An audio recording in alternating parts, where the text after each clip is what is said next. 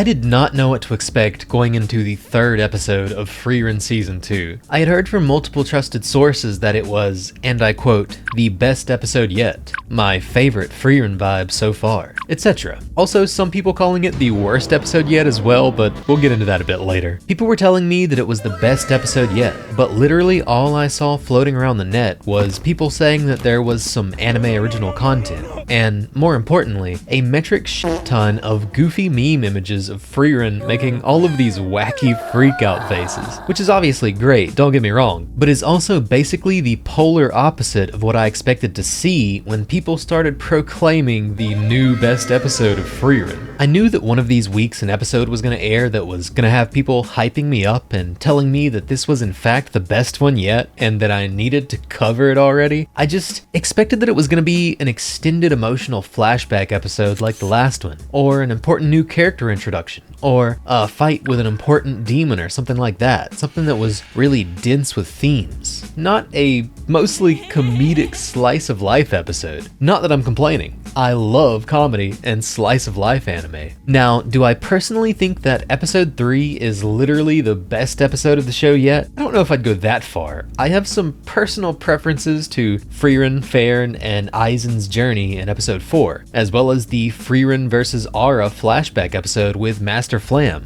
To be honest, I just love that entire arc. And another favorite of mine has got to be the Frieren vs. Frieren episode, frankly just for the sheer freaking hype and the incredible shock moments. But Season 2 Episode 3 is definitely, at the very least, one of my favorites. What I can say with much more confidence, however, is that it was without a doubt the funniest episode of the show yet, packed to the gills with hilarious visual comedy faces and extended comedy bits from the beginning of the episode to the end. And yet, it also featured a handful of beautifully sentimental scenes, as well as arguably the best presentation of the season so far, in my opinion. I realize that a lot of people completely disagree. After all, I've seen many of the comments criticizing it for being noticeably less consistent, in particular the faces, in a season that is admittedly already far less consistent than the last one was. I've seen a lot of people mention this, as well as a handful of plot and character contrivances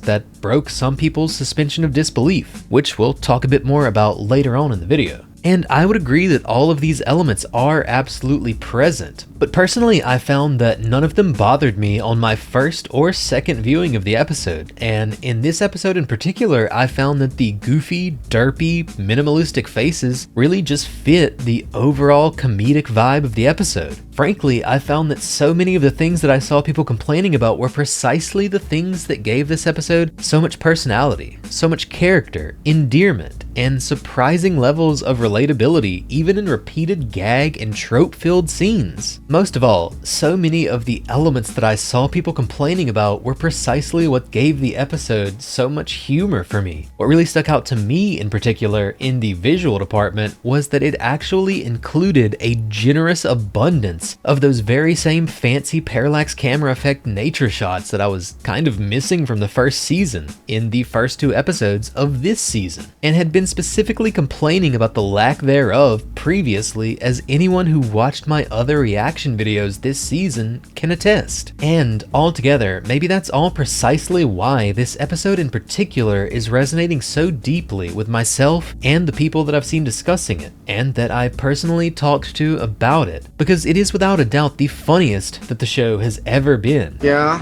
well, you know, that's just like your opinion, man. But it also simultaneously manages to maintain its sentimental emotional appeal and a really nice resonance with many of the themes that came before it, with wonderful production values to top it all off, specifically in the scenes where it needed it, and wacky minimalistic visuals in the scenes where that's not only more economic, where resources are concerned, but also often just what's funnier to look at, which does all make for a wonderful spectrum of emotions, a polished but not unnecessarily ambitious audio-visual experience, and reassurance, in my mind at least, that they're not just gonna blow their load unnecessarily in the first 3 episodes of this second season, where most shows would already be falling completely apart. Probably. But that's enough just gassing it up. Let's go over the episode scene by scene, because that's how I took my notes, analyzing where I think interesting themes or comical hidden intentions might lie with the characters, and otherwise, mostly probably just describe the scenes like a moron, because it's just more fun that way, and less work. Don't make me do stuff. The episode opens beautifully, with possibly the most gorgeous parallax camera nature shot in this season yet, followed by a remarkably well-rendered shot of Stark, and his opening line of the episode, which is not something that I thought much about on my first viewing, but on my second viewing felt quite obvious that this was intended to subtly clue us into the fact that this was going to be a Stark-centric episode. Overall, the introduction scene maintains its natural aesthetic and usual slice-of-life fantasy adventure vibes, with the party journeying to a village where they expect to finally find some much-needed hot springs, which have obviously been hinted at multiple times throughout this season already, as the thing that all three characters are looking forward to experiencing at some point. Unfortunately, they arrive only to find one lone cabin remaining, the hot springs dried up, and the village abandoned. 50,000 people used to live here. Now it's a ghost town. An old man mentions the mysterious hidden hot springs, but Frieren is reluctant to go. But Stark insists, but Frieren is reluctant to go, repeatedly trying to talk them out of going and reassuring them that it will not be worth the trouble. But finally giving in to Stark with a reluctant smile nonetheless. This will be relevant later in ways that you may not have realized. This is all followed by, as previously mentioned, a Stark-driven adventure at long last. It was his idea, after all, and the journey even includes a montage that clearly highlights the fact that he was the life of the adventure for once, telling stories around the campfire and the like. One of my favorite things about this scene, outside of the core cast, is that we got yet more proof that Himmel was indeed a true classic JRPG gamer. As Frieren states when describing him, Himmel wasn't satisfied until he searched every nook and cranny of an unusual place. This also subtly alludes back to a similar flashback scene during the dungeon crawling second half of the Big Dumb Tournament arc, aka the Mage Exam, which ironically portrayed this habit of Himmel's way more in line with Frieren at the time. While she mentions this attribute reluctantly as an inconvenience and a disadvantage this time around, as there's seemingly nothing left for her to gain here in this land that she has already once treaded, the last time it was mentioned, it was immediately followed by her doing exactly the same thing that he would have done, dungeon crawling in excruciating detail, because she was of course sure that she would find some cool magic stuff in the mysterious new ancient dungeon that she had just been introduced to. This place, not so much, and it's just cool how that context completely changes how she relates to this particular personality trait of Himmel's. Of course, we flash back to the present to find that the hot spring territory is actually guarded by a massive hydra, something Frieren conveniently left out.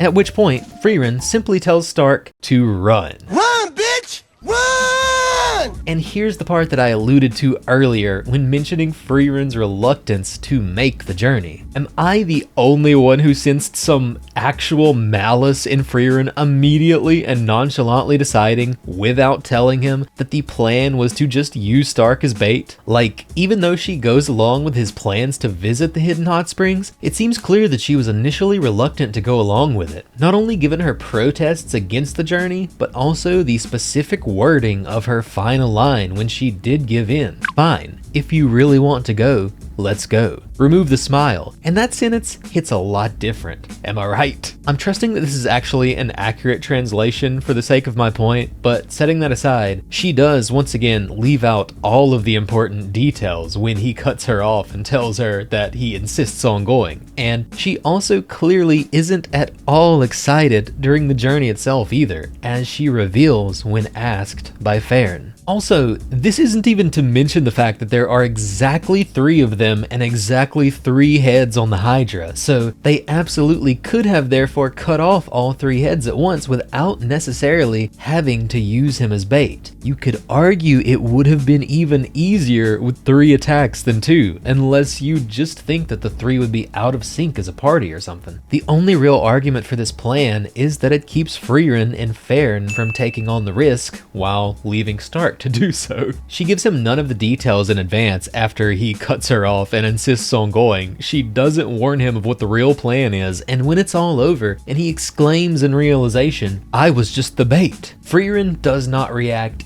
at all. Just good work, break time's over, let's go. Like, maybe this is all just quirky, zero emotional intelligence Frieren being her usual quirky elf self, but this felt very much to me like, well, you wanted to visit the hidden hot springs even though I warned you that it would be hard and wouldn't be worth it, so you get what you ask for. Anyway, they proceed to make the arduous climb to the top of the hidden hot springs mountain, and as many have noticed, some didn't, as I can attest to from talking to folks about the episode during one of my streams, but as many have noticed, it is true that they could have literally just flown up the mountain and it would have been faster and arguably also easier as well. We have seen them fly while carrying Stark before, after all, and a lot of people consider that goofy, like plot hole level goofy, but I think that the climb is worth the endearing struggle of it all. We also wouldn't have gotten one of the funniest shots in the episode if they had just flown, so personally, I'm willing to suspend my disbelief for the simple fact that I just think it makes for a better, more endearing, and funnier set of scenes. Also, I think it obviously just gives them another excuse to fully parallel the Himmel party's journey with the modern parties once again. And also, climbing scenes are just based, you know, like when Luffy did it. Anyway, the obvious big reveal of the first half of the episode, aka Stark's big day out, is that the hidden springs of the Etoile Mountain is just a little footbath. Hella shallow, hella small. As Frieren called it earlier in the episode, technically a hot spring. But we obviously get a nice little emotional parallel scene here at the end of this journey, reminding us that sometimes it's the small things, not the extravagant ones, that matter. It was really touching that the disappointing size of the hot spring just translated to an experience that they could all actually share. And the fade into the parallel shot from the Frieren Himmel party was just chef's kiss, no doubt.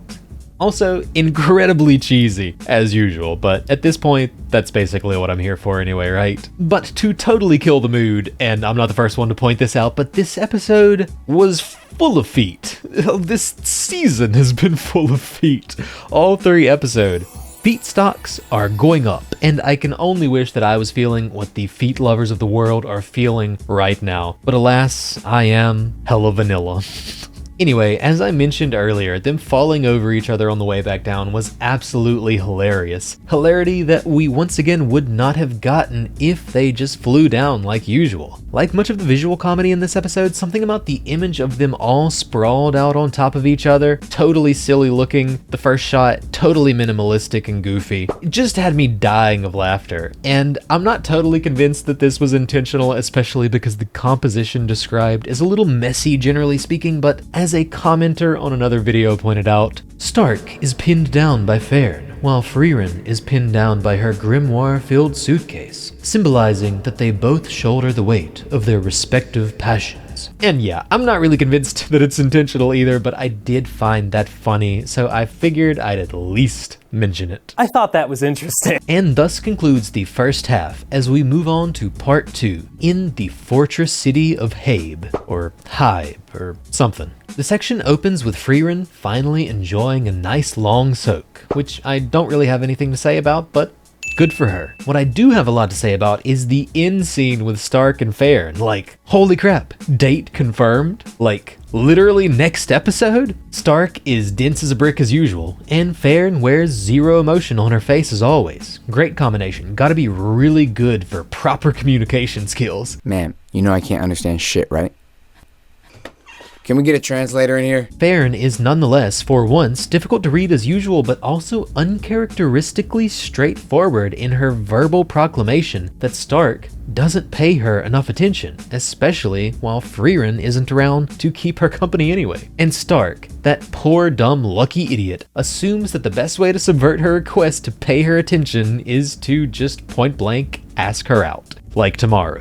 Drops book immediately, says yes, Okay. silently walks out without saying another word, and doesn't close the door. And the awkwardness is palpable. Palpably hilarious. Now, I have seen some people complaining that her silent exit from the scene was particularly out of character compared to her usual freakout session or thralls of embarrassment or moping or sulking or whatever, and I agree. Apparently, she even slams the door in the manga version of this scene, which was obviously changed here. Fix this damn door! But I gotta say, the fact that she acted totally out of character and just silently exited actually made me relate to Stark's baffled confusion about the situation way harder, specifically because it was so out of character, in a way which could be considered even more difficult to read than her usual stoic resting bitch face, which you could expect, it's the usual. But this, specifically because it was so out of character for her to be so verbally straightforward and overwhelmingly reasonable, was behavior which would be nothing more or less than perfectly normal for literally anyone but Frieren. But for Frieren, I can see how this would really take you off guard, like nothing before it, because it's totally out of character for her. For that reason specifically. In this sense, just the same way that Stark couldn't tell what she was thinking and felt like this was the worst case scenario somehow, I also felt like, okay, sure, she said yes, but she's acting so strangely out of character that even though she's acting like a perfectly normal person and this should be simple and straightforward, I can't really actually tell what she's thinking.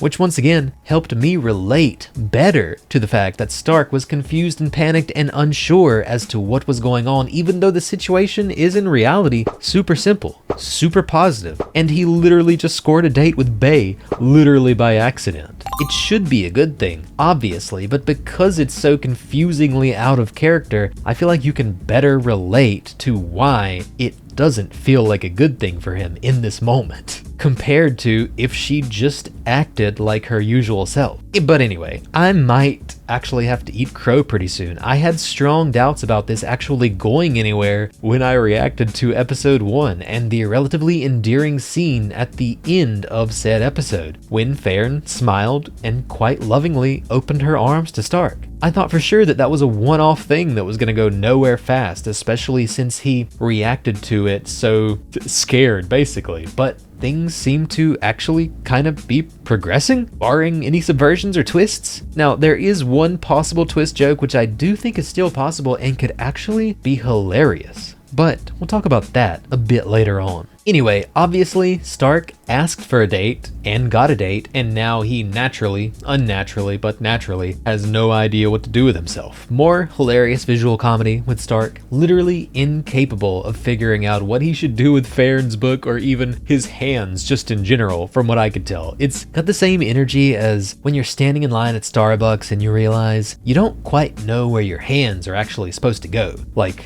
do my hands hang at my side, or do I put them in my pocket? Do I stick my whole hands in my pocket, or just my thumbs? Would it look more natural if I hold them together in front? Can people tell I'm thinking about this? That is the energy that this scene emanated for me. Not sure I really have much else to say about this scene, but Mama Frieren was looking hella cute, with her ears flopping over, warm from the hot springs, hair tied up with the towel, eating that classic sea salt ice cream popsicle, just like in Kingdom Hearts 358 over 2 days. Clearly a specific reference. Simply exquisite. Anyway, cut to the tavern scene with Stark. That poor dumb idiot, dense as a sack of rocks, asking Frieren of all people for advice. Is she mad? What's gonna happen to me? At which Frieren replies, strangely enough, Stark, do you understand who you're asking for advice? Have you lost your mind? This line actually shows a strange level of self-awareness on Frieren's part, and frankly this scene does kind of baffle me because of this in a sense. On one hand, Frieren showcases that she's self-aware enough to know that Stark is insane for asking her, a person with zero emotional intelligence, for advice on dealing with other people, specifically Frieren of all people, someone who is often particularly difficult to read. And yet she is somehow simultaneously completely and utterly overconfident in her belief that she fully comprehends adult romance and the mind of a grown-ass woman. I just don't know what's going through this elf's mind sometimes. Gotta love this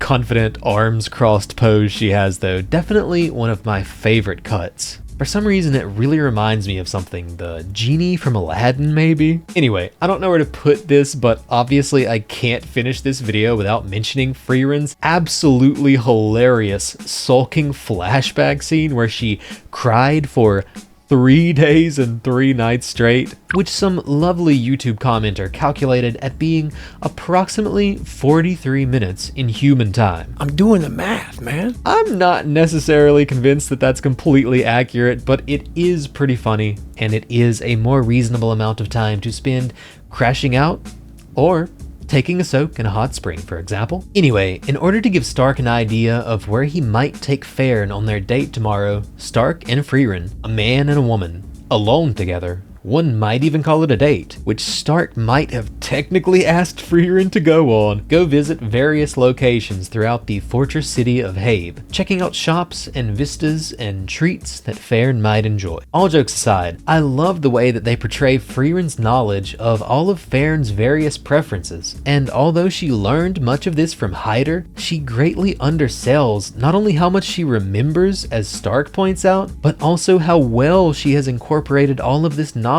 into actual functional ways of better handling Frieren on her travels. And to top it all off, although Frieren claims that she failed to discover anything new and unique that Frieren liked, she actually did.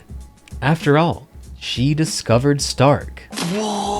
In this way, the episode slowly warms you over to the idea that Frieren could actually have genuinely human emotions through her interactions with Stark, proving that she has committed memory to all of these all too human preferences and behaviors that Hyder taught her about Frieren, incorporated said knowledge in functional ways that have helped her to give Frieren a genuinely good upbringing, and has in reality accomplished far more than she could possibly even realize as a mother figure to Frieren, only to then completely subvert all of that progress the very next time that she sees Frieren specifically. Yeah, they had us the first half, I'm not gonna lie. With the knowledge that Frieren doesn't really even understand what a date is well enough to give Frieren proper coaxing or advice in the following scene, which is just a beautiful way of subverting all that progress hilariously in the most specific way possible. Speaking of said scene, once again, Frieren defines a date as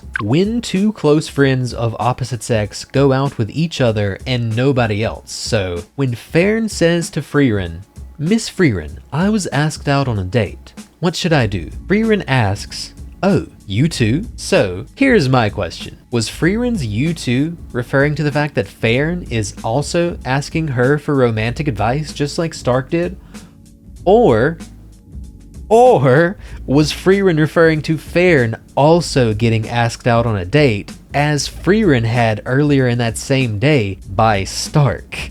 Because by Frieren's own logic in this scene, she also went out on a date with Stark, literally while Frieren was confused and or sulking. Me thinks that this could easily lead to a major misunderstanding later, and Stark getting an epic Frieren beatdown of unprecedented proportions, ideally right there at the end of their date. That would be hilarious and wouldn't actually even undercut the progress that we've made in the way that one might fear that it would. Like, I can just imagine Frieren walks up, sees them finishing up their date, asks them about it, and says, "Oh, what a coincidence, I went out on a date with Stark just yesterday." You can imagine this, right? Given Frieren's complete lack of social and emotional intelligence, right? But of course, I could be wrong. I just think that that would be the funniest possible way that this could go, while also not subverting the satisfying bit that we've been waiting on. Anyway, as a final note on this scene, Frieren's smirk, which seems to clearly imitate her master's smirk as she confidently states her ill-defined definition of a date. This was a very nice touch, and like many scenes in this episode in particular, showcases Frieren at her absolute cutest in the series thus far, thanks to her master's teachings, which I believe was also where she got the kiss-blowing seduction technique which she used on Himmel, speaking of Frieren being absolutely adorable. Thanks to her master's teachings, Frieren remains totally overconfident, no matter how clueless she is about her romantic experience and knowledge, which just overall continues to be hilarious. But anyway, to go back to the visuals for a moment, I alluded to this earlier, but this episode definitely featured some of the best nature shots, parallax camera effects, visual comedy, and montage scenes of the season so far, as well as the Hydra scene. Looked great. It's overall just a freaking gorgeous episode. I know some people have literally said the opposite, but there are so many great looking scenes in this episode, and so many hilarious ones too. I think it might actually be the best looking one of this seasonal batch yet, which is just so nice when most shows have basically completely fallen apart by episode 3 these days, or at least gone downhill from the expectations that they set initially. And once again, the bits that weren't perfect in a production like this where there's already so much good going for it, actually, once again, kind of just reassures me that they're not stressing out over every little detail in scenes where it's just not really necessary, and certainly wouldn't necessarily make the scenes any funnier than they already are. Now, maybe that's just me smoking that all too potent copium, but I loved pretty much everything about this episode, and I can't wait for the next one. Anyway, to be honest, I'm not quite sure I'm going to continue doing these episode by episode. I might just wait and cover a batch in a few weeks or whatever the next most interesting thing that I notice is. These videos have been fun, but they haven't exactly been doing great numbers. Not trying to end the video on a sour note in saying that, of course, but I didn't want anyone who was actually following these to be waiting around if the next one just doesn't get made. Either way, there is going to be more Frieren content at some point. If nothing else, a little season 1 retrospective of shorts, and maybe a little comparison shot compilation of some scenes from season 2 and season 1. I know a few people have already made some short videos showing off some of the comparison shots from episode 1 of season 2 and episode 1 of season 1, but I think there are actually a lot more season 1 references than a lot of people realize. For example, the scene where she's like picking up the mushroom in episode 1 of season 2. There's another scene just like that in, I want to say, like episode 17 of season 1. I got it written down somewhere, but yeah, more stuff like that. Feels like a pretty cool idea. Once again, not sure how much interest there would really be in it, but probably more than these given what I've seen. But anyway, enough rambling. I actually gotta edit this thing at some point, or maybe just go get some sleep for now. The missile is very tired. He is eepy. The missile has had a very long day of splashing bandits and wants to take just a small sleep. He eeby and neebies to sleepy. Mibsile sleepy and need bed by time.